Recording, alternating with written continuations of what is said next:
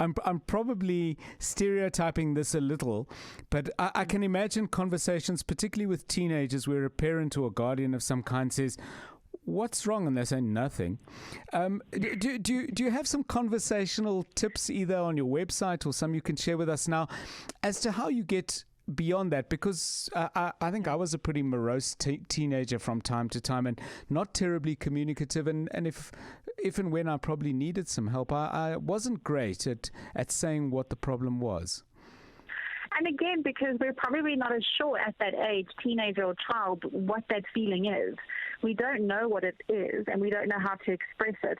And also, if we're feeling depressed because of a breakup or whatever reason that in your life you're feeling down, you're probably less likely to open up to your parents. So I think it's about, as a parent, how do you have a connected conversation? And there's great videos on Sadag's website of having a real conversation. So go and have a look with Dr. Cindy van Zyl, Zamo and Bele, where they share just how to have an open conversation. It doesn't have to be a heavy topic. Just talking about these normal feelings as we would is really important. And especially also with our boys. We're bringing up boys in South Africa that boys don't cry, they don't express their feelings or emotions. But it's teaching from a young age to know those feelings, to name them, and at least finding someone that your child feels safe to talk to or to open up to. Even as a parent, it might not be you, but make sure that they're talking to the right people. And just finally and briefly, if you can, lockdown pressure on children because they've been away from their chums and activities that they enjoy, perhaps like sport or dance or music or whatever it is, but also very, very hard on parents. There's not a lot of positivity to go around when your job's under threat and you're afraid of a family member's health. How do we mitigate that? Yeah. I think as adults, we've been trying to navigate all the extra stress and anxiety and things going around and uncertainty and fear. It's the same for children, and yet they're not able to express or cope or build resilience.